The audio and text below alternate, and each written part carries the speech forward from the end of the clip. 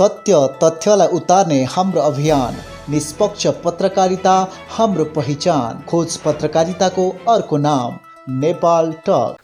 आदरणीय दर्शक नमस्कार, म आनन्दपुर न्यास टेलिभिजनको विशेष प्रस्तुति नेपाल टकमा यहाँलाई स्वागत छ। केही समय अगाडि अर्थात् स्थानीय तहको निर्वाचनमा स्वतन्त्र उम्मेदवारहरूले आफ्नो उम्मेदवारी दिन्छु भनेर भन्दै गर्दाखेरि ठुला दलहरूले गिज्याउने गर्दथे। कारण ती स्वतन्त्र उम्मेदवारहरू केही पनि होइन भन्ने चाहिँ ठुला दललाई लाग्ने गर्दथ्यो। तर अन्ततः रिजल्ट महानगर नै खुसी हो, उपमहानगर नै खुसी हो। मैले विषय प्रसङ्ग कहाँ जोड्न चाहन्छु भन्दाखेरि आज मैले जुन व्यक्तिसँग अन्तर्संवाद गर्न खोजेको छु उहाँ चाहिँ एउटा त्यही लेयर मध्येको एउटा युवा हुनुहुन्छ, जसले अन्ततः भविष्यमा उहाँको भूत र भविष्य वर्तमान आजै हामीले निर्धारण त गर्दैनौँ, तर देशमा रहेका हरेक खालका विकृति विसङ्गति विरुद्ध बारम्बार आवाज उठाउँदै आएका र देश र जनताप्रति आफ्नो उत्तरदायी भूमिका निभाउँदै आएका एकजना व्यक्तित्वसँग आज हामीले अन्तर्वार्ता गर्ने जमर्को गरेका छौँ। यहाँलाई कार्यक्रममा स्वागत छ। हजुरको जीवनको सुरुवाती खास विद्यार्थी कालबाट हुँदाखेरि जुन तपाईँ टियुमा गएर जुन नामले परिचित हुनुभयो होइन, हेमराज थापा भन्दाखेरि सबैजनाले हेम थापा सुरुमा तपाईँ एउटा सामान्य लफडाबाट सुरु भयो तपाईँको, होइन के चामल के गरे भन्ने कुराबाट सुरु भएपछि तपाईँ एकाएक चर्चामा आउनुभयो। आज आइपुग्दाखेरि यो स्थितिसम्म आइपुग्दै तपाईँको एउटा समाजमा एउटा पहिचान बनेको छ।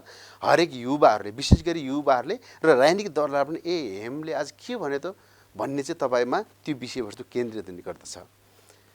मैले विषय प्रसङ्ग कहाँ जोड्न चाहन्छु भन्दाखेरि आज मैले भनेको कुराले कति बेला लाग्न सक्छ कि हेमराज थापालाई चाहिँ यो प्रश्न गर्न जायज छ त भन्ने पनि लाग्न सक्छ। तर एउटा युवाको नजरबाट हरेक कुराहरूको रिजल्ट त कस्तो आउँछ भन्ने त अघिल्लो निर्वाचनले देखायो।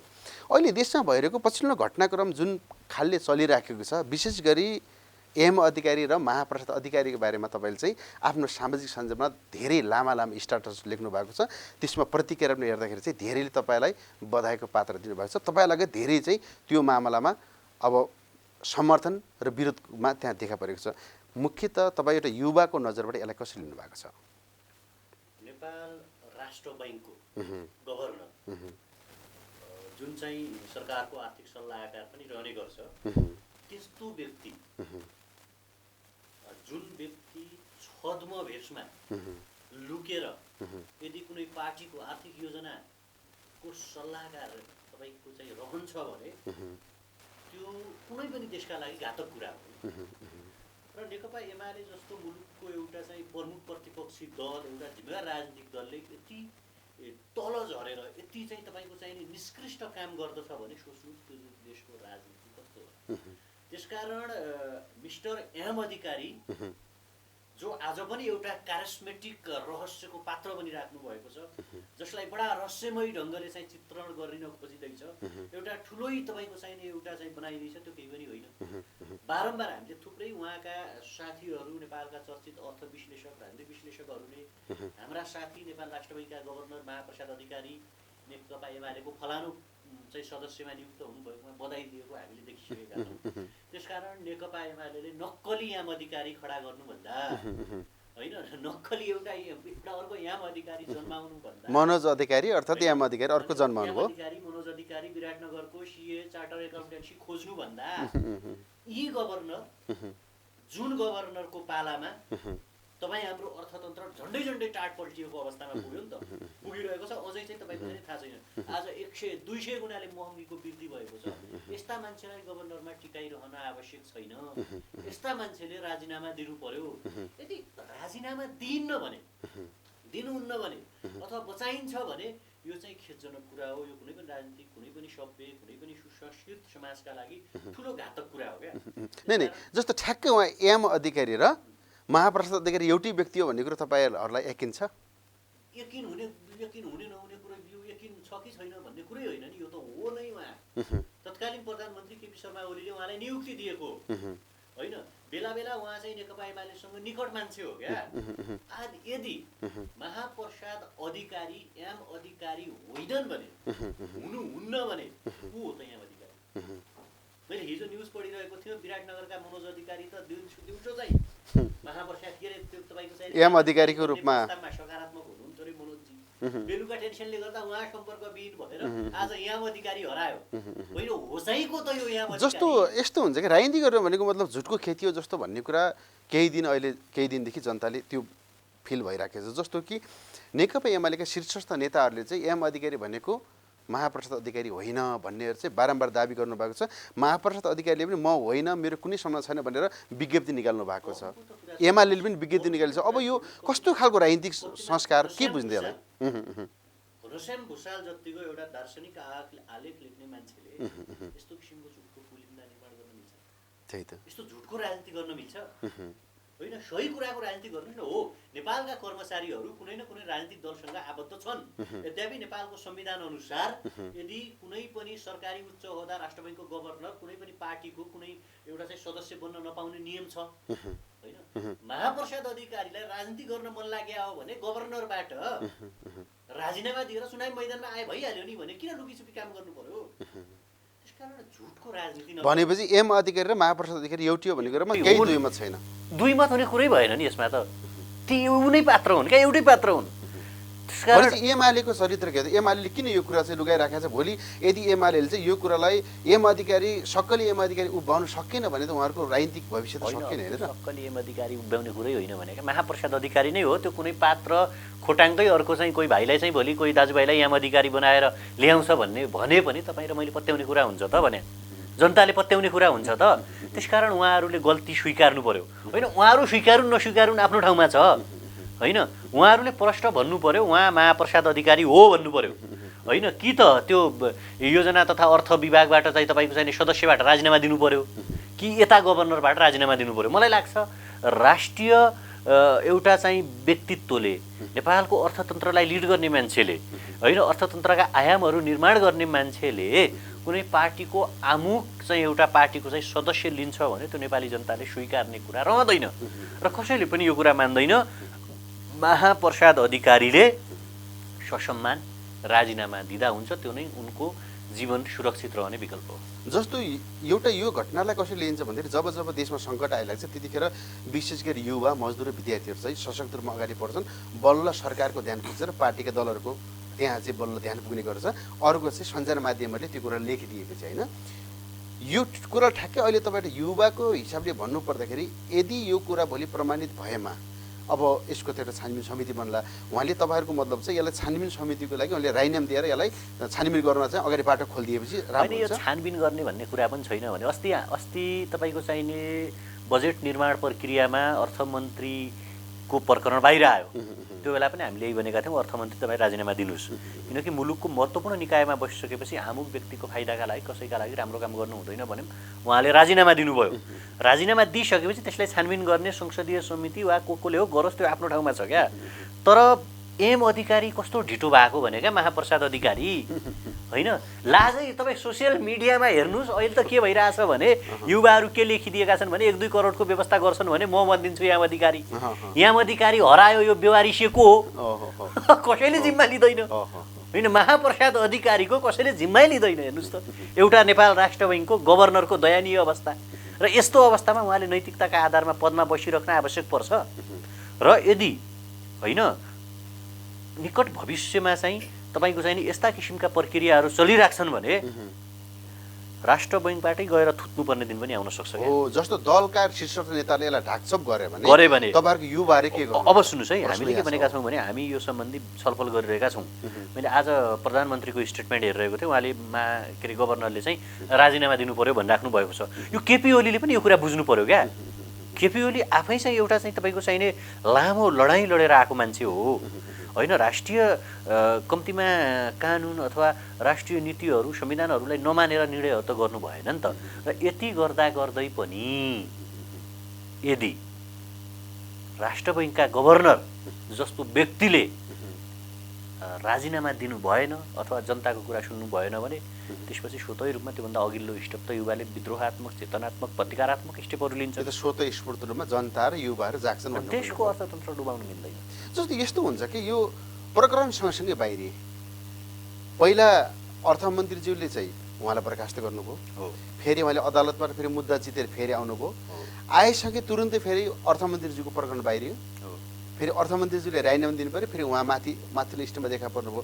यो खास द्वन्द्वात्मक जहाँनिर द्वन्द्व सुरु भयो नि, यो द्वन्द्व सुरु हुँदाखेरि दल विशेषका आफ्ना रिसर्चरमा खास कमी कमजोरी के भएको छ अर्थमन्त्रीजीको प्रकरणमा उहाँको हात यसमा के छ भने के देखियो भने यहाँ गरेर देखाइदिन्छु पख भन्ने टाइपको तँलाई म देखाइदिन्छु पख भन्ने टाइपको भयो क्या। यद्यपि यिनीहरू दुइटैका आफ्ना कमजोरीहरू छन् हेर्नुहोस् होइन। अर्थमन्त्रीका पनि आफ्ना खाले कमजोरी छन्। अर्थमन्त्री जस्तो मान्छेले कसैको 40 करोडमा अट्क्याउने होइन, कसैलाई चाहिँ ल आउनुहोस् न त हजुर भनिदिने, अब 13 दिनमै त्यो कहाँ हरायो भनिदिने होइन। अब त्यही प्रक्रियालाई बाहिर ल्याउने त महाप्रसाद अधिकारी नै रहेछ नि त फेरि, बुझ्नु भएन? नत्र कहाँबाट आयो? जनार्दन शर्माको त्यो प्रक्रियाभित्र जे हुन्थ्यो, नत्र यस्तै गुपचुप त अघिल्लो अर्थमन्त्रीले गरेका हुन्। यो भइरहेको, त्यही भएर त हामीले यो शासन व्यवस्था अहिलेका राजनीतिक तपाईँ ठुला भन्नुहुन्छ, म चाहिँ पुराना भन्छु। पुराना खिया लागेका भ्रष्ट नैतिकहीन पतित संसदीय जे भने पनि ती राजनीतिक दलहरूले यो त गर्दै आएको कुरा हो नि त। कोही न कोही त्यो महाप्रसाद अधिकारी नियुक्ति हुँदाखेरि थाहा थियो त एमाले कोटाबाट नियुक्ति भएका हुन् भन्ने कुरा त थाहा छैन र? युनिभर्सिटीका भिसीहरू अख्तियारका प्रमुखहरू को नियुक्ति हुन्छन् होइन, तपाईँको चाहिँ प्रहरी महानिरीक्षकको नियुक्ति हुन्छ भन्ने कुरा त थाहा छ होइन। त्यो सिस्टम बदल्न हामी आन्दोलन गरिरहेका छौँ। त्यति हुँदाहुँदै पनि अहिले त के भयो भने लडाइँ नै बाहिर आयो क्या, छताछुल्ल भयो, पोखियो, बेइज्जत हुने गरी। त्यसकारण अर्थमन्त्रीले राजीनामा दिनुभयो होइन। अर्थमन्त्रीज्यूलाई फसाउने चाहिँ महाप्रसाद अधिकारी नै हो। फसाउने भन्दा पनि अर्थमन्त्रीजीले नै गल्ती गर्नुभयो। फसाउने गल्तीलाई बाहिर ल्याइदिन्छ हो, त्यो गल्तीलाई उहाँले बाहिर ल्याउनु भयो। अब महाप्रसाद अधिकारीको गल्ती पनि के भयो भने बाहिर आयो होइन। महाप्रसाद अधिकारीलाई पनि के गरिएको रहेछ भने एमालेको चाहिँ तपाईँको चाहिने त्यो विभागमा त राखिएको रहेछ। उहाँले कसको फेभरमा काम गर्नु, योजना विभागमा राखिएको रहेछ। योजना विभागमा राखेको, अब कसको फेभरमा त्यो मान्छेले पार्टीको सदस्यले कसको फेभरमा काम गर्छ त थाहा छ त सबैलाई। अनि त्यो ठ्याक्कै यो कुरा आइरहेको थियो, म संसदभित्रका सांसदहरूको कुरा पनि सुनिरहेको थिएँ। एउटाले चाहिँ अब झन्डै टाटपट श्रीलङ्का पुग्नै आँट्यो भन्थ्यो, अर्को होइन अर्को चाहिँ श्रीलङ्का पुगाउनेवाला त गभर्नर रहेछ भनेर कता आइरहेछ नि त। यो कुरा यस्तो हुन्छ भने जस्तो कि त्यो पदमा बसेको व्यक्तिले के गरे अहिले एउटा हास्यास्पद पात्रको रूपमा तिनीहरू देखा परिरहेको हो। तर यसले चाहिँ कता पुर्यायो भन्दाखेरि ती आफ्ना स्वार्थ भनौँ आफ्ना कतिपय कुराहरू गुपचुप पारेर सरकारको त्यो पदमा बसेर हालिमुहाली गर्दाखेरि अघि तपाईँले भन्नुभएको जस्तै देशलाई त इतिहासकै चरम आर्थिक सङ्कटमा पुर्याए होइन। अहिले धेरै हल्ला के पनि छ भन्दाखेरि केही व्यक्तिहरूले चाहिँ यो अब आर्थिक चरम यस्तो हुन्छ कि श्रीलङ्का देश दौडियो भन्ने छ। तपाईँ युवाको नजरले यदि देशमा यस्तो स्थिति आउन सक्छ त? हेर्नुहोस् यस्तै भन्न सकिँदैन क्या, यो वर्ल्ड वाइड आर्थिक मन्दी हो। आखिर उहाँहरूले कमी कमजोरी नगरेको भए गभर्नर र अर्थमन्त्रीज्यूको धेरै कुरा मिलेको भए देशमा आर्थिक स्थिति संसारभरि आर्थिक मन्दी छ। त्यो Covid crisis, then after Ukraine र रसियाको वारको क्राइसिस आदि इत्यादिका कारणले। तर राम्रो चाहिँ तपाईँको चाहिँ शासन व्यवस्था भएको देशमा त्यो सबै कुरालाई मेन्टेन गरेको छ क्या, मिलाइएको छ होइन। आज तपाईँको चाहिँ करोडौँको भ्रष्टाचारका काण्डहरू बाहिर आइरहेका छन्, हतियार प्रकरणका कुराहरू बाहिर आइरहेका छन् होइन। तपाईँको चाहिँ यस्तो कन्डिसनमा अथवा यस्तो अवस्थामा यस्ता सामग्रीहरू खरिद आवश्यकता थियो कि थिएन, अथवा चाहिँ करलाई चाहिँ कसरी मेन्टेन गर्ने, महँगीलाई चाहिँ कसरी बढाउने, तलब बढाउन आवश्यक थियो कि थिएन, अथवा चाहिँ हाम्रो रेमिटेन्सको रेट कस्तो छ भन्ने कुरामाथि बहस हुनु पर्थ्यो क्या। त्यो भएन। यहाँ त के भयो भने एकअर्कासँग कन्फ्लिक्ट भयो, गभर्नर र अर्थमन्त्री बिच लडाइँ भयो। तँ ठुलो कि म ठुलो, तँलाई देखाइदिन्छु एउटाले भन्ने, तैँले हटाएर हुन्छ म अदालत जान्छु अर्कोले भन्ने, अदालतले पुनर्बहाली गर्ने, पुनर्बहालीपछि यसले त मान्छेभित्र छिरायो भन्ने, मान्छेभित्र छिराएकोले राजीनामा दिने, राजीनामा दिएको 2 दिनपछि ऊ फलानु पार्टीको सदस्य रहेछ भन्ने। त्यसकारण यिनीहरू जस्तो आपसमा कन्फ्लिक्ट गर्ने मान्छेहरू, आपसमा द्वन्द्व झैझगडा, त्यो झैझगडा गर्ने थलो हो त अर्थ मन्त्रालय र तपाईँको चाहिँ गभर्नर भन्ने पद।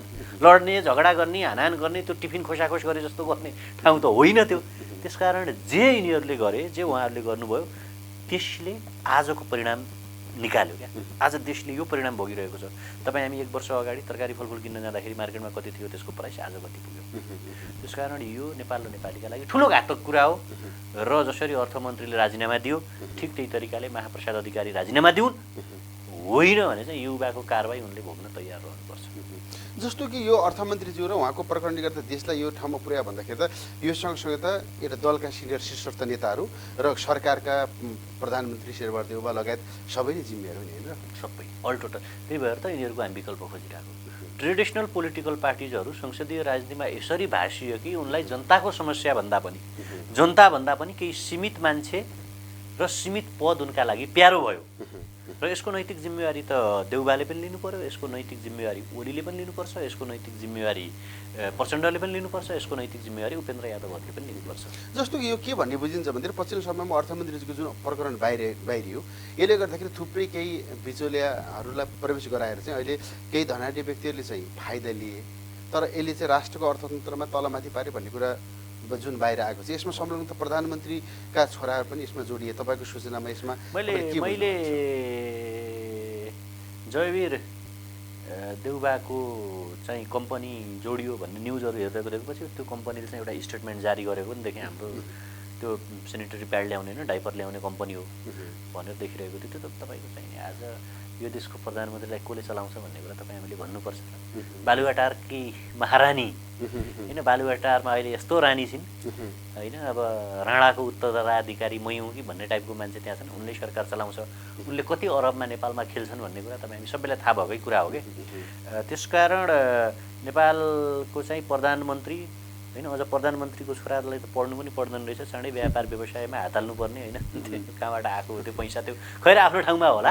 तर मैले जोड्न खोजेको कुरा के हो भने हर कोही शीर्षस्थ राजनीतिक दलका मान्छेहरू नै तपाईँको चाहिँ नि क्रोनी क्यापिटलिजमलाई चाहिँ बढावा दिइरहेका छन् क्या होइन। आफू निकटका सीमित मान्छेहरूलाई पुँजीपति बनाएर आफू निकटका सीमित मान्छेहरूलाई चाहिँ राज्यको स्रोत साधन अथवा राज्यको ठेकापट्टा, राज्यको अर्थ, राज्यको पैसालाई चाहिँ दोहन गर्न लगाएर त्यसबाट आफू पनि बेनिफिट लिने पद्धति जुन छ यो तपाईँ हामी सबैका लागि चाहिँ ठुलो घातक कुरा हो। यसलाई चाहिँ परास्त गर्न आवश्यक छ।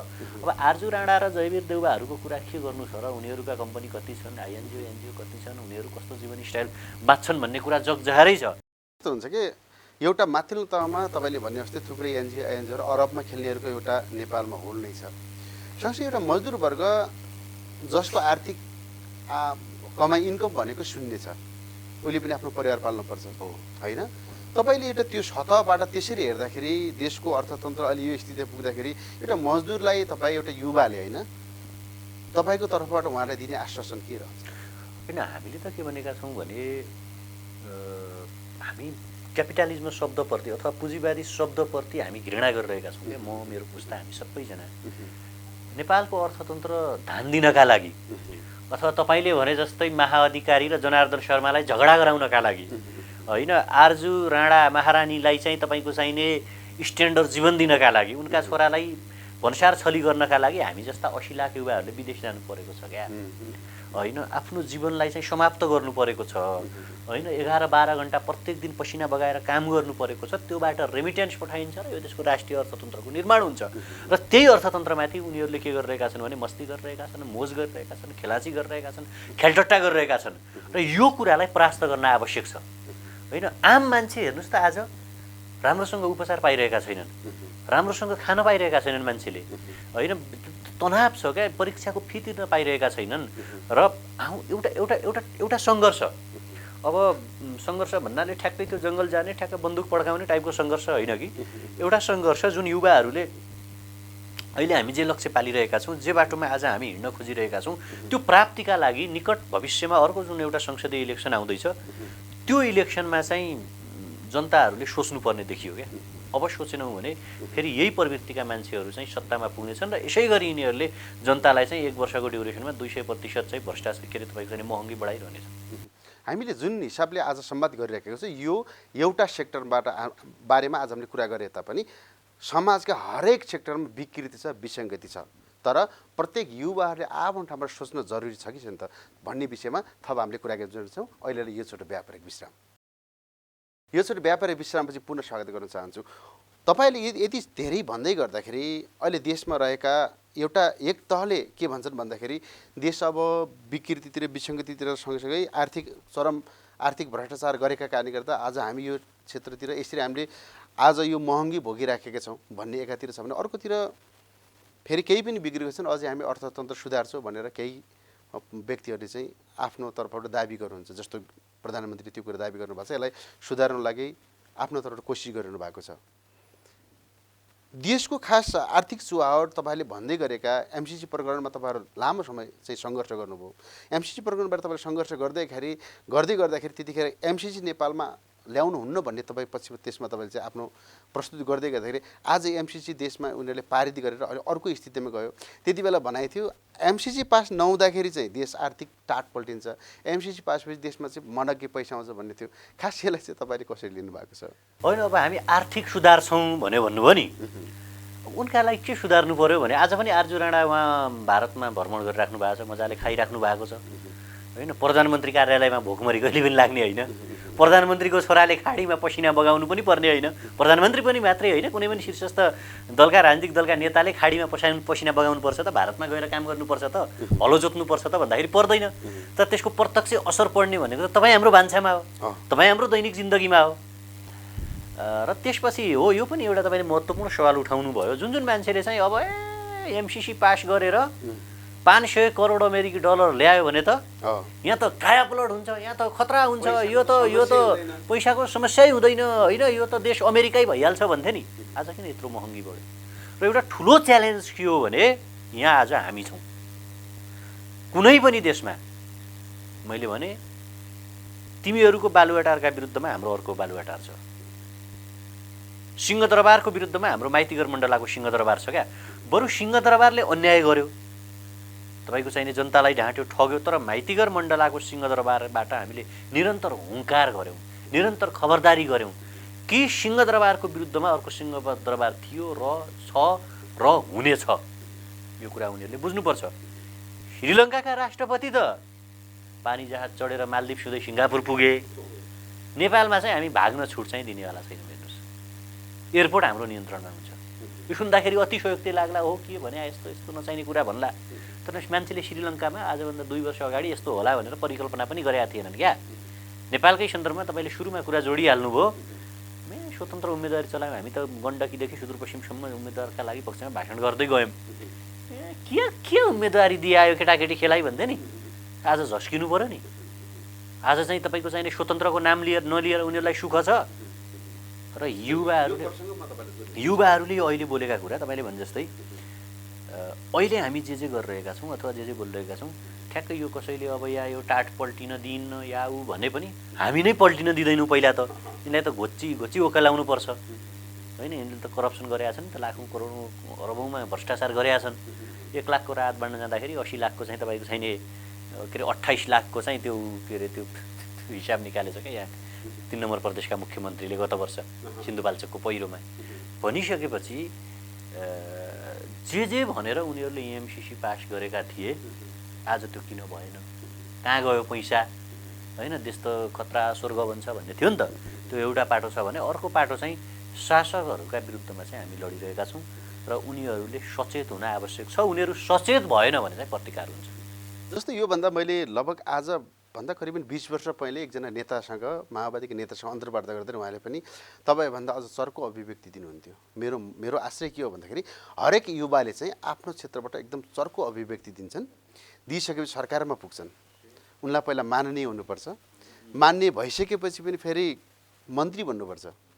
मन्त्री बन्दाखेरि पनि राम्रो मन्त्रालय चाहिन्छ, राम्रो मन्त्रालय पाइसकेपछि मन्त्री भइसकेपछि फेरि फगत लास्टमा के हुन्छ भन्दा पूर्व मान्य पूर्व मन्त्री, त्योभन्दा बाँकी केही पनि हुँदैन।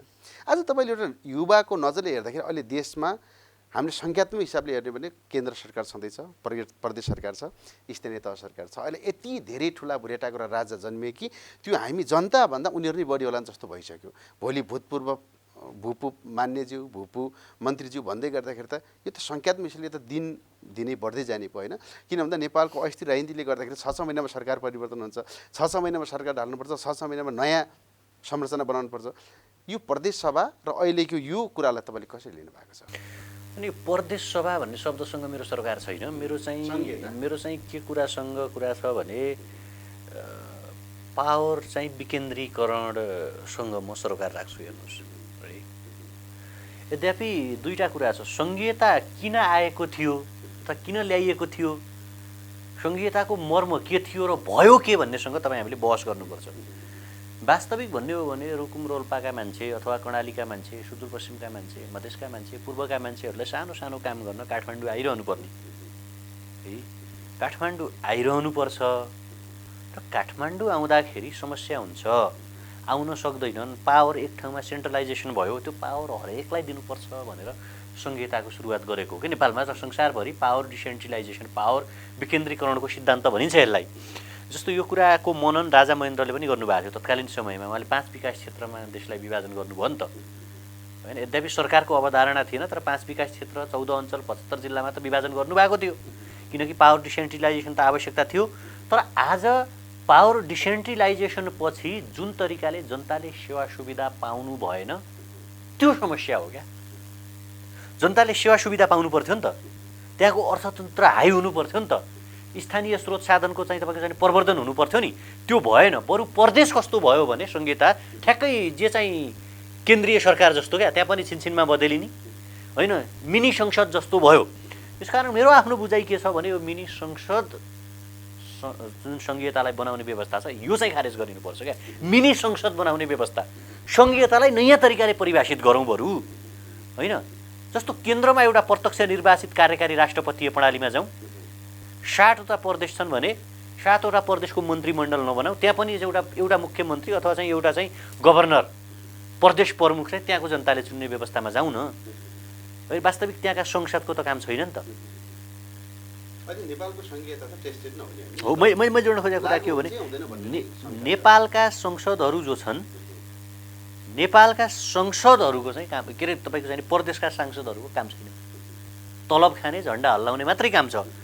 बरु त्यहाँ के गरौँ भने यति धेरै सङ्ख्यामा सांसद बनाउनुभन्दा एकजना मुख्यमन्त्री अथवा पहिला त्यो तपाईँको चाहिँ 5 विकास क्षेत्र प्रमुख त हुन्थ्यो त, अञ्चलाधीश हुन्थ्यो अथवा विकास क्षेत्र क्षेत्रीय प्रमुख त प्रशासक हुन्थ्यो नि त। त्यसको ठाउँमा जनताले चुनेको एउटा चाहिँ मुख्यमन्त्री अथवा चाहिँ एउटा चाहिँ प्रदेश प्रमुख बनाऊ। त्यसको तलब कति 50-60 हजार हुने हो त के घाटा हुन्छ त भन्दाखेरि केही पनि हुँदैन। त्यसले त्यहाँ समन्वय गरोस्, त्यसले त्यहाँ बजेट विनियोजन गरोस् अथवा त्यसले त्यो दिएका जिल्लालाई जे चाहिने हो त्यो कुरा गरोस्। तर ठ्याक्क त्यसको उल्टो के भइदियो भने यहाँ त त्यहाँ संसद प्रदेशमा पनि मन्त्री बनाउने, त्यसलाई पनि गार्ड चाहिने, त्यसले पनि झन्डा हल्लाउने होइन। यो कुराहरू चाहिँ घातक हो भने हो। म फेरि पावर सेन्ट्रलाइजेसनको पक्षमा छैन। पावर सेन्ट्रलाइजेसन राजा महाराजाहरू अथवा हिटलरी सिस्टम हो क्या त्यो भने, बुझ्नु भने एउटा व्यक्तिलाई केन्द्रमा राख्ने, त्यसले जे भन्यो त्यही हुने। तर त्यसको ठ्याक्कै अपोजिट होइन, जनताको अपनत्व हुने गरी चाहिँ काम गर्ने हो। तर यति होइन कि जे अहिले भइरहेछ, अहिले जे भइरहेछ नि त्यो गलत हो क्या।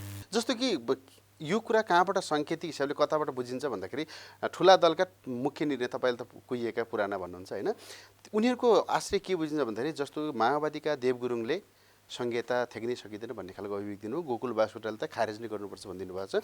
अन्य साना दलहरूको चाहिँ मूल एजेन्डा नै त्यही छ, चित्रबारे केसी लगायतकाहरूको होइन। अनि यो संहिताको अहिले आर्थिक हिसाबले भार थ्याक्न नसकेको कारणले गर्दाखेरि र त्यहाँ चाहिँ तपाईँले भन्नुभएको जस्तै भगत मान्ने, पूर्व मान्ने र पूर्व मन्त्री, त्योभन्दा अरू कुनै काम गरेको संघीयता भनेको तपाईँको कार्यकर्ता व्यवस्थापन गर्ने जस्तो भयो क्या। कहाँ हाल्ने त नेतालाई भन्दाखेरि प्रदेशको सांसद बनाइदिऊ होइन, झै झगडा हुन्छ नि त ठ्याक्कै तपाईँले कुरा गर्छ। प्रदेशको सांसद बनाऊ, प्रदेशको मन्त्री बनाऊ, प्रदेशको मुख्यमन्त्री बनाऊ भने जस्तो भयो क्या। मेरो भनाइ के हो भने यसको आकार टोटल्ली घटाइदिउँ होइन। विकास क्षेत्र प्रमुख, अञ्चल प्रमुख, क्षेत्रीय शिक्षा निर्देशनालय के पहिला टन्नै हुन्थ्यो क्या। तलब त उनीहरूले पनि खान्थे, तलब बिना तलब त काम गर्दैन थियो नि त। त्यसको ठाउँमा बरु 7 प्रदेश अथवा 7 विकास क्षेत्र के भन्ने, यो ठिकै छ, जे छ ठिक छ। तर यसमा चाहिँ 1 जना 2 जना अथवा 3 जना एउटा त्यसको प्रमुख, 2 जना चाहिँ ठ्याक्कै चाहिँ तपाईँको चाहिँ नि अब भन्नु न विभाजन गरेर सहायक मन्त्री भन्ने के भन्ने बनायो भने अब संघीयता पक्षधरहरूलाई पनि जसलाई संघीयता चाहिएको छ त उनीहरूको 7 प्रदेश छँदैछ, के फरक पर्छ होइन। लड नि तिमीहरूको 1 जना मुख्यमन्त्री बनाऊ होइन, किन चाहिँ 50-60 जना संसद चाहिए त्यहाँ, के आवश्यक ल भन्नु। कसैले भनिदियोस् कि मलाई प्रदेश संसदको आवश्यकता के हो त आजको दिनमा, के त बुझ्नु पऱ्यो नि त। हामी सानो देश, 2 करोड 91 लाख पपुलेसन छ सर, र भारतमा संघीयता आवश्यकता छ त किनभने 1 अर्ब 40 करोड पपुलेसन छ। चाइनामा संघीयता आवश्यकता छ, अमेरिकामा चाहिँ तपाईँको चाहिँ त्यो खाले संघीयता भनौँ न आवश्यकता छ, किनभनेदेखि पपुलेसन लार्जेस्ट छ। केन्द्रीय सरकारले त्यो तरिकाले हेर्न सक्दैन, एउटै दिल्लीमा 8-10 करोड पपुलेसन छ। तर नेपालको हकमा चाहिँ पावर विकेन्द्रीकरण हुनुपर्छ, पावर ल्याएर फेरि सिंहदरबारमा थोपर्नुपर्छ, बालुवाटारमा थोपर्नुपर्छ भन्ने पक्षमा चाहिँ म छैन। तर अहिलेको जुन यो छ, यो जो देखिरहेको छ, यो मन्त्रीपालले पूर्व भिआइपी बनाउने, गाडी दिने, सुरक्षा दिने टन्नै कुराहरू जे छ यसलाई चाहिँ घटाएर सानो 2-3 जनामा सीमित गरेर एउटा चाहिँ त्यसले के गरोस् भने बरु स्थानीय तह र केन्द्रीय सरकार बिचको चाहिँ कोर्डिनेसन गर्ने काम गरोस् होइन। त्यहाँको बरु अर्थतन्त्र कसरी डेभलप गर्ने त्यतातिर ध्यान दियोस्, आर्थिक विकास कसरी गर्ने त्यतातिर ध्यान दियोस्, त्यो टिमले क्या। यो ठिक छ, यो 7 छँदैछ, आवश्यक पहिला 5 थिए। भनेपछि चाहिँ नेताहरूले आफ्ना कार्यकर्तालाई चाहिँ व्यवस्थापन गर्ने भन्दा अरू यसको केही पनि होइन। मैले भने संघीयता आफैमा यसको डेभलप, यसको सुरुवात, यसको विकास, यो सम्बन्धी अध्ययन गर्ने समाजशास्त्री, यो सम्बन्धी अध्ययन गर्ने फिलोसोफरहरूले यसलाई अर्कै तरिकाले डेभलप गरेका हुन्। त्यो के हो भने पहिला पहिला निरङ्कुशहरू हुन्थे क्या संसारमा, एकाधिकार गर्ने मान्छेहरू हुन्थे, मोनोपोली चलाउने मान्छेहरू हुन्थे र तिनीहरूको मुठ्ठीमा शासन हुने गर्थ्यो क्या। त्यो शासन तिनीहरूको मुठ्ठीमा हुनु हुँदैन, त्यो डिसेन्ट्रलाइजेसन हुनुपर्छ, त्यो हरेक जनताले त्यो शासनको अनुभव हुनुपर्छ भने जस्तो गाउँ गाउँमा सिंहदरबार घर घरमा भ्रष्टाचार हुने जस्तो हुनु भएन भनाइ हो क्या। गाउँ गाउँमा सिंहदरबारको अर्थ के हो भने जस्तो सिंहदरबारसँग पावर छ त्यो गाउँ गाउँमा हुनु पर्यो भने हो नि त। तर यहाँ त्यसको ठ्याक्कै उल्टो के भइदियो भने जे सिंहदरबारले नराम्रो काम गर्छ, भ्रष्टाचारी पाल्ने, व्यभिचारी पाल्ने, कुरीति पाल्ने, कुसंस्कारी पाल्ने, नातावाद किर्पावाद गर्ने तलको ओडासम्मले पनि त्यो सिक्यो। त्यसका लागि केन्द्रीय सरकार बदलिन आवश्यक छ नि त, बुझ्नु भएन? केन्द्रीय सरकार बदलिन्छ भने त्यहाँ पनि त तल मान्छेले राम्रो कुरा सिक्छन्, तैँले गलत गरिस् भने म तँलाई ठोक्छु है भन्ने हुन्छ नि। त्यसकारण सङ्घीयता अथवा फेडरलिजम भनौँ न अथवा डिसेन्ट्रलाइजेसनको कन्सेप्ट अर्कै तरिकाले डेभलप भएको हो। त्यो भनेको कुनै एउटा सीमित व्यक्तिको हातमा पावर दिनु हुँदैन, कुनै सीमित बालुवाटार वा सिंहदरबार वा चाहिँ तपाईँको चाहिँ मिन भवनमा पावर केन्द्रीकृत गर्नु हुँदैन भन्ने तरिकाले यसको चाहिँ डेभलप भयो भनौँ न अरू ठाउँमा। यहाँ पनि त्यो एप्लाई गर्न खोजिएको हो जस्तो लाग्छ। तर भइदियो के भन्दाखेरि सिंहदरबार, बालुवाटार र संसद भवनभित्र जे अन्याय भइरहेका छन्, जे कुरीति भइरहेका छन्, जे कुसंस्कार भइरहेका छन्, जे जनताले चाहिरहेका छैन त्यो त्यहाँ भइरहेको छ क्या। तल प्रदेशमा त्यो भइरहेको छ। त्यसो मैले तपाईँलाई अघि जोडेँ, एक लाखको राहत बाँड्नका लागि तपाईँको चाहिने 70-80 लाख रुपियाँ बिल निकालिन्छ भने अब यो सङ्घीयता आवश्यकता छ कि छैन भन्ने कुरामाथि त बहस गर्नु। यद्यपि सङ्घीयता पावर विकेन्द्रीकरण होइन है, दुईवटा कुरा, पावर डिसेन्ट्रलाइजेसन होइन। काठमाडौँमा सिंहदरबार र बालुवाटार वा संसद भवनले जतिको काम गर्छ त्यो राइट त्यो प्रदेशलाई दिउँ होइन, अथवा भनौँ न कर्णालीलाई दिउँ, सुदूरपश्चिमलाई दिउँ, अथवा लुम्बिनीलाई दिउँ, गण्डकीलाई दिउँ, मधेसलाई दिउँ, बागमतीलाई दिउँ वा 1 नम्बरलाई दिउँ, सबैलाई त्यो अधिकार दिउँ। तर यी सांसदहरू सबै खारेज गरिदिउँ क्या। यो बिना कामको हो क्या सरेन्द्र। अब केन्द्रीय संसदीय व्यवस्था ठिक छैन भनिरहेछौँ हामी त अझ, बुझ्नु भएन? यो संसदीय व्यवस्थै ठिक छैन। यो संसदले प्रधानमन्त्री चुन्ने व्यवस्था गलत छ। संसद भनेको त भ्रष्टाचार गर्ने औपचारिक लाइसेन्स प्रदान गर्ने थलो हो क्या। कानुन सम्बद्ध तरिकाले तिमीहरू भ्रष्टाचार गर भन्ने थलो संसद हो। अझ त्यो संसदलाई, ती भ्रष्ट राजनीतिक दललाई संस्थागत गर्ने निकाय निर्वाचन आयोग हेर्नुहोस्। अपराधीहरूको झुन्डलाई राजनीतिक दलको मान्यता दिएर छाप ठोक्ने संस्था कुन हो? निर्वाचन आयोग हो। र त्यो निर्वाचन आयोगले मान्यता प्राप्त गरेका औपचारिक रूपमा ठग्ने संविधान प्रदत्त छुट लाइसेन्स प्राप्त गरेका ठगहरूको समूह सांसद हो। र त्यस्तो किसिमको ठगहरूको मिनी सांसदलाई हामी चाहिँ मान्ने पक्षमा छैनौँ। हामी यसमा तपाईँले हामी चाहिँ यदि सत्तामा पुग्यौँ भने, हामी कानुन बनाउने ठाउँमा पुग्यौँ भने नेपालको संघीयता, यो किसिमको संघीयता चाहिँ खारेज गरिदिन्छौँ। र संघीयता रियल अर्थको संघीयता के हो, रियल अर्थको पावर डिसेन्ट्रलाइजेसन के हो, रियल अर्थमा केलाई संघीयता भनिन्छ भन्ने कुरा देखाउने कानुन बनाउँछु। त्यो भनेको ल ठिक छ, 7 प्रदेश छ अहिले, अब कसैले नमान्ला यो खारेज गरौँ भन्यो भने ल 7 प्रदेश ओके, 7 विकास क्षेत्र जस्तो त्यसलाई मानौँ र त्यसको 1 जना मात्रै जनताले चुनिएको प्रदेश प्रमुख चुनौँ र 2 जना त्यसका सहायक चुनौँ, सक्यो बस। जस्तो तपाईँले आज मसँग यस्ता खालको अभिव्यक्ति दिँदै गर्दाखेरि अहिलेसम्मको यो पिरियडसम्म तपाईँ चाहिँ एउटा स्वतन्त्र व्यक्ति हो, सामाजिक अभियन्ता हो होइन? हरेक व्यक्तिको के हुन्छ भने तपाईँभन्दा अझ चर्चित व्यक्तिहरू पनि अहिले समाजसेवामा छन्, उहाँहरू राजनीतिमा कहिले आएनन्। तपाईँको आफ्नो चाहिँ अहिले यो सबै गर्दाखेरि तपाईँले जनताको सेवा गर्नु भनेको त कुनै एउटा पावर पर्चेजमा हुन जरुरी छ होइन? तपाईँले आफूलाई चाहिँ अब आगामी दिनमा चाहिँ राजनीतिसँग जोडेर या त स्वतन्त्र उम्मेदवारको हिसाबले आफूलाई खडा गरेर राजनीतिक छवि बनाउन चाहनुहुन्छ या त तपाईँ सामाजिक? तपाईँ हामीले बुझ्नुपर्ने कुरा के हो भने हामीले अहिलेसम्म जे गरे हो त्यो राजनीति गरे हो, जनतालाई सूचित गर्ने काम गरे हो क्या हामीले। समाज सेवा यो सामाजिक म त होइन, म सामाजिक अभियन्ता पनि होइन, म पोलिटिकल एक्टिभिस्ट हो। यो कुरा बुझ्न आवश्यक छ। नेपालको राजनीति गलत छ, यसलाई सुदृढीकरण गर्नुपर्छ, यसलाई शुद्धिकरण गर्नुपर्छ भनेर आवाज चलाइरहेको मान्छे हो क्या। नेपालका पुराना राजनीतिक दल करप्टेड हुन्, पुरानो संसदीय व्यवस्था करप्टेड हो, पुरानो संघीयता करप्टेड हो र पुरानो स्थानीय निकाय पनि करप्टेड हो। फेरि नेपालको हर कुरा करप्टेड हो, नेपालको हर कुरा जनता मारा हो र नेपालको हर राजनीतिक दलहरू संविधान प्रदत्त लुटेराहरूको झुन्ड हो। त्यो डाकाहरूको समूह हो। त्यो अहिलेका राजनीतिक दलका नेताहरू डाकाका सरदारहरू हुन्। यिनीहरूलाई कारबाही गर्न आवश्यक छ, यिनीहरूलाई ठेगानामा लाउन आवश्यक छ, यिनीहरूलाई लखेट्न आवश्यक छ पावरबाट भनेर आवाज उठाइरहेका मान्छेहरू हो नि त। तपाईँले संघीयताका कुरा गर्नुभयो नि, नेपालको संघीयता जनतालाई अधिकार दिने भन्दा पनि जनतालाई लुट्ने, जनताको खुन चुस्ने, पसिना चुस्ने एउटा अर्गनाइजेसन हो त्यो। र त्यसलाई वैध कसले गर्यो भने नेपालको संविधानले त्यसलाई वैधानिकता दियो। केका नाममा दियो? राजनीतिक दलका नाममा। केका नाममा दियो? संसदका नाममा। केका नाममा दियो? मन्त्रीका नाममा। केका नाममा दियो? प्रदेश मुख्यमन्त्रीका नाममा, वडा अध्यक्षका नाममा, मेयरका नाममा। उनीहरूलाई वैधानिक छुट दियो कि तिमीहरू जनताले तिरेको ट्याक्समाथि मस्ती गर, खेल, खाऊ, लुट, ठग भनेर नेपालको कानुनले प्रोटेक्सन गर्यो। त्यसकारण नेपालको कानुनमा सुधार गर्न आवश्यक छ। नेपालको कानुन जनमैत्री बनाउन आवश्यक छ। नेपालको कानुन युवामुखी, नागरिकमुखी बनाउन आवश्यक छ भनेर नागरिकहरूको सिंहदरबार हो माइतीघर मण्डला भनेको। त्यो सडक, त्यो माइतीघर मण्डला नाम मात्रै होइन, त्यो सिंहदरबार हो। सत्ताको कुरीतिका विरुद्धमा न्याय दिने सिंहदरबार हो। बालुवाटारको कुरीतिका विरुद्धमा न्याय दिने सिंहदरबार हो। र त्यो ठाउँबाट आवाज उठाउने मान्छे हो क्या हामी भनेको। पोलिटिकल अवायर गर्ने मान्छे हो। परिवर्तन सम्भव छ, बोल्नुपर्छ। 21औं शताब्दीमा अथवा लोकतन्त्रमा गलत कुराका विरुद्धमा बोल्नुपर्छ भनेर आवाज उठाइरहेको मान्छे हो। त्यसकारण हामी सोसियल एक्टिभिस्ट भन्दा पनि हामी पोलिटिकल एक्टिभिस्ट हो र नेपालको राजनीति सुदृढीकरण गर्न आवश्यक छ। नेपालका अहिलेका राजनीतिक दलहरू होइनन्, यी डाकुहरू, यी लुटेराहरू, यी ठगहरूको झुन्ड हो। यो झुन्डका सरदार र यो झुन्डलाई चाहिँ समाप्त गर्नुपर्छ र युवाहरूको एउटा नयाँ राजनीतिक दल निर्माण गर्नुपर्छ, नयाँ राजनीतिक चेतनाको निर्माण गर्नुपर्छ, नयाँ राजनीतिक विचारधाराको निर्माण गर्नुपर्छ र नेपालको संविधानलाई चाहिँ जनताको जनभावना अनुसार, जनताको जनजीविकालाई सम्बोधन गर्ने, जनताको दैनिक जीवनलाई चाहिँ सम्बोधन गर्ने किसिमको संविधान बनाउनुपर्छ भनेर आवाज उठाइरहेको हुनाले हामी राजनीतिक प्रणाली हो। अहिले हामी स्वतन्त्र उम्मेदवारी अभियान किन चलाइरहेका छौँ भने हामी ठोस परिस्थिति निर्माण नहुन्जेल, एउटा उचित वातावरण, राजनीतिक पार्टी निर्माण गर्ने वातावरण नहुन्जेल तपाईँको चाहिने यसलाई चाहिँ युटिलाइजेसन गर्ने, उपयोग गर्ने।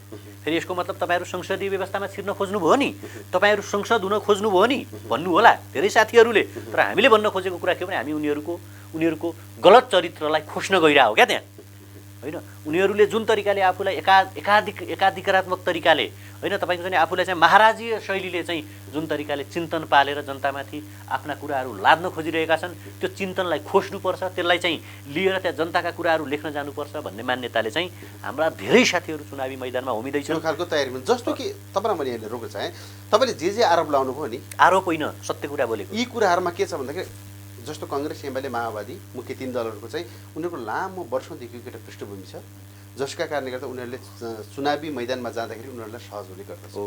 हुन त के पनि भन्ने गरिन्थ्यो भन्दाखेरि त्यही कुरा अहिले काठमाडौँको महानगरका बालेन शाहले सबै कुरा उडाइदिए। एकातिर 5 दल, अर्कोतिर 2-3 दल मिलेर उठेकाहरूलाई नै अहिले उहाँले स्वतन्त्र जित्दिनु भयो। अब यसको मतलब अहिले तपाईँले भनेका यी सबै कुरा जनताहरूले चाहिँ विकल्पमा नयाँ दल खोजेका हुन् कि विकल्पमा स्वतन्त्र खोजेका हुन्? होइन, मेरो मान्यता के हो भने हेर्नुहोस्, जस्तो संसारभरि नै दलीय व्यवस्था छ क्या, त्यो आवश्यक छ। तर कुन बेला दल निर्माण गर्ने भन्ने हो, मैले अथवा हामीले मैदानमा फाइनल म्याच खेल्न जानु अगाडि प्रशस्त अभ्यास गर्न आवश्यक छ। अहिले हामी त्यो अभ्यास गरिरहेका छौँ, हामी एक्सर्साइज गरिरहेका छौँ।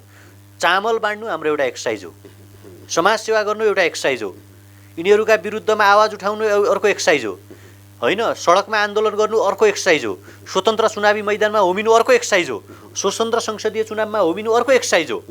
जनता बुझ्ने भइरहेका छन्, युवा जाग्ने भइरहेका छन्, जनताले जान्ने भइरहेका छन् र अहिलेसम्म काङ्ग्रेस, एमाले, माओवादी नामक डाँकाहरूको झुन्डले चाहिँ जनताहरूलाई गुमराहमा राख्यो कि हामी तपाईँहरूको हितका लागि बोल्छौँ भन्यो। तर उनीहरू आफ्नो हितका लागि, आफ्नो नातागोताका लागि बोले र उनीहरूले जनतालाई अधिकार सम्पन्न बनाउँछु भने तर जनतालाई सधैँ कार्यकर्ता रूपी दास गुलाम बनाइराखे क्या।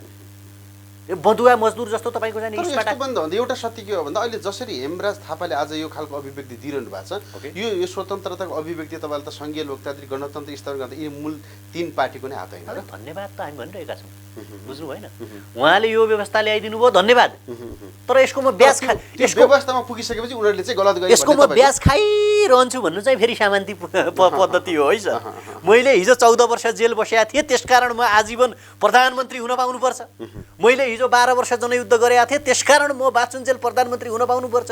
हिजो म पञ्चायतका विरुद्धमा लडिरहेको थिएँ, त्यसकारण मैले चाहिँ प्रधानमन्त्री हुन पाउनुपर्छ र त्यो भएर मैले देश लुट्नुपर्छ भन्नेहरूका विरुद्धमा हाम्रो लडाइँ हो क्या। यदि उहाँहरूले होइन नयाँ संविधान निर्माण पश्चात मतलब भन्नु खोजेको मतलब अब स्वतन्त्र उम्मेदवारको तपाईँ चाहिँ आफै तयारी गर्दै हुनुहुन्छ भन्ने हो?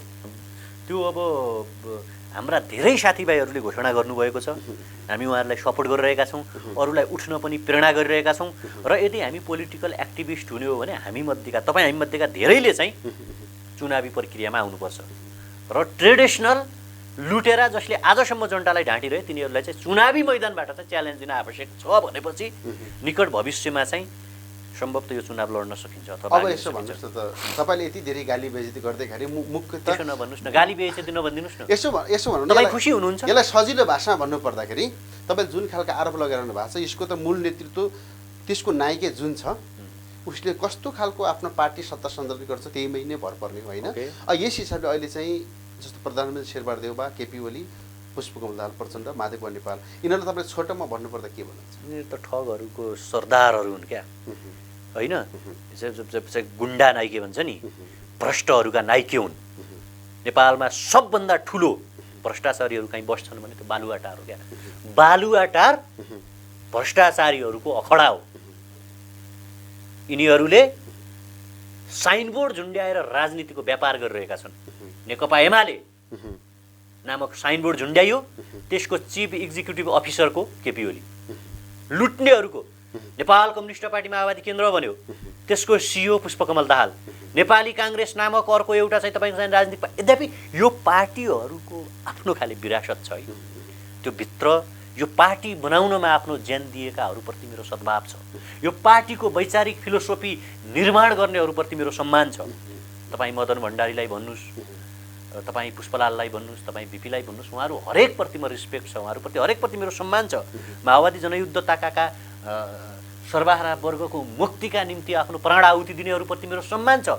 तर जनयुद्धको नाममा मान्छे मारिएर ती मान्छेको रगतमाथि होली खेलेर आज जसले सिंहदरबार र बालुवाटारको चास्नी चाटिरहेका छन्, जसले जनतालाई भुल्याइरहेका छन्, उनीहरू गद्दार हुन् भन्छु म होइन। हिजोका दिनमा बिपीको प्रजातान्त्रिक समाजवादलाई बढाएर आज गगन थापाहरू, शेरबहादुर देउवाहरू जुन तरिकाले मस्ती गरिरहेका छन् तिनीहरू ठग हुन्, तिनीहरू अपराधी हुन् भनिरहेको छु म।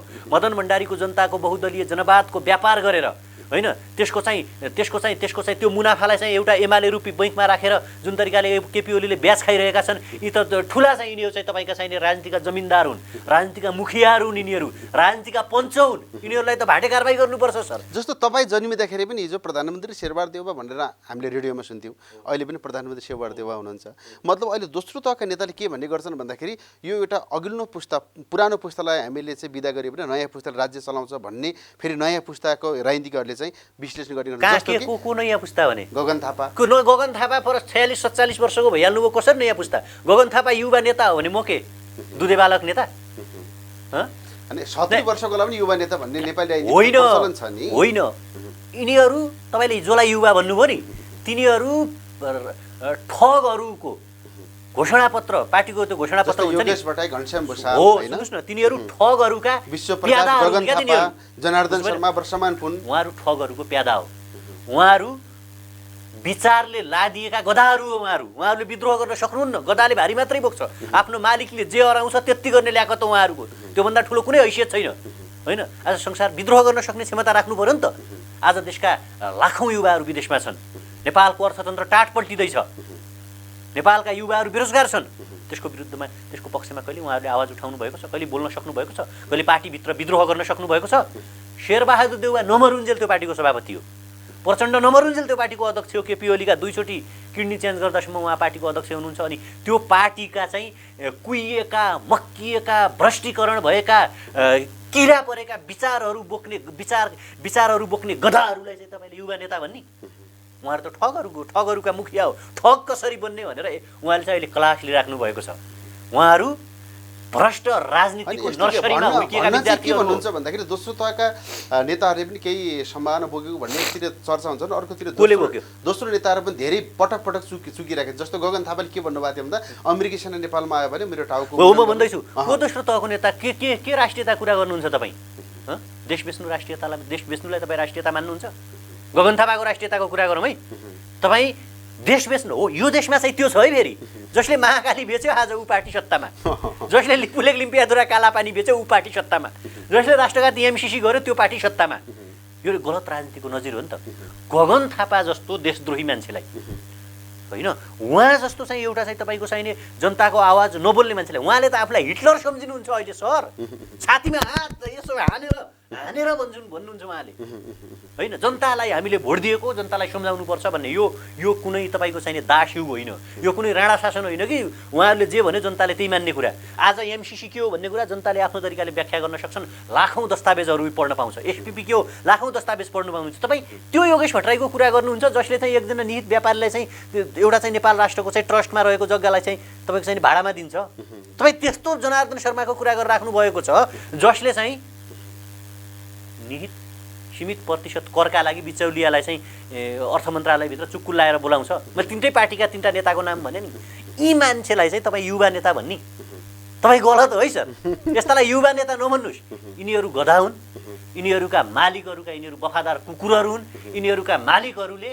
यिनीहरूलाई यस्तो नर्सरीमा हुर्काएका छन् यस्तो नर्सरीका यिनीहरू बच्चाहरू हुन् जुन नर्सरीले भ्रष्टाचार गर्न सिकाउँछ जुन नर्सरीले पार्टीगत नर्सरीले उनीहरूको स्कुलिङले भ्रष्टाचार गर्न सिकाउँछ राष्ट्रघात गर्न सिकाउँछ जनतालाई ठग्न सिकाउँछ जनतालाई झुटा आश्वासन बाँड्न सिकाउँछ घोषणापत्र रूपी उदारा तम्सुकहरू बाँड्न सिकाउँछ अनि यस्ता किसिमका देशद्रोहीहरूलाई चाहिँ काँध हाल्ने 46, 47, 50 वर्षका बुढा रोगी वृद्धहरूलाई चाहिँ तपाईँ चाहिँ युवा खैर केही छन् यो विषयमा यो युवाहरूको विषयमा तपाईँसँग फेरि मैले अर्को समयमा बहस गर्नेछु अहिले हामी कार्यक्रम लबो अन्तिममा छौँ मैले तपाईँलाई छुटाएका तपाईँले भन्न छुटेकै केही विषय छन् राख्दिन्छु हामी यस्तो सिचुएसनमा छौँ कि त हामीले यिनीहरूको विचारधारालाई स्वीकार्नु पर्यो भ्रष्ट विचारलाई ठग विचारलाई कि त हामीले विद्रोह गर्नु पर्यो त्यो विद्रोह भनेको ब्यालेट विद्रोह हो बुलेट विद्रोह होइन ब्यालेट विद्रोह जसरी स्थानीय निकायमा केही ठाउँमा ब्यालेट विद्रोहले जित हासिल गर्यो सन्निकट मङ्सिरमा चाहिँ चुनाव आउँदैछ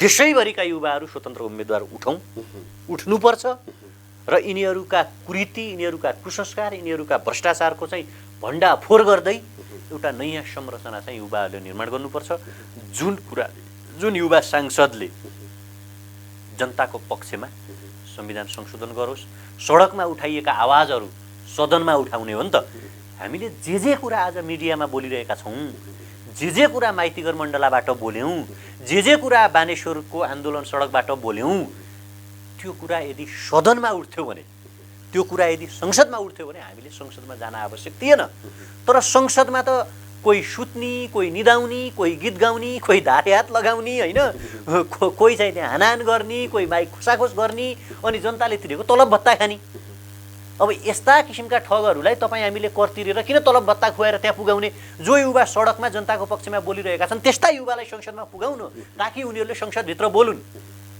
त्यस्ता 10 जना संसद मात्रै जन्मिदिएको भए जसले संसदभित्र एमसिसी च्यातोस् क्या एमसिसी पास गर्नुपर्छ भन्नेलाई माइकले हान्न सकोस् न that is known as the one kind of revolution क्या राष्ट्रियताका अगाडि के हो र माइक छटाउन सक्नु पर्थ्यो नि संसद भवनभित्रै अनसन बस्न सक्नु पर्थ्यो नि संसदले हो त्यस्ता किसिमका संसदहरू जो सडकका आवाज जनताका आवाजहरू चाहिँ संसदमा पुगाउन सक्ने युवाहरूले उम्मेदवारी दिउँ र त्यस्ता युवालाई चाहिँ आम नागरिकले चुनाव पनि जिताउन भन्न चाहन्छु कार्यक्रममा आइदिनु धेरै धेरै धन्यवाद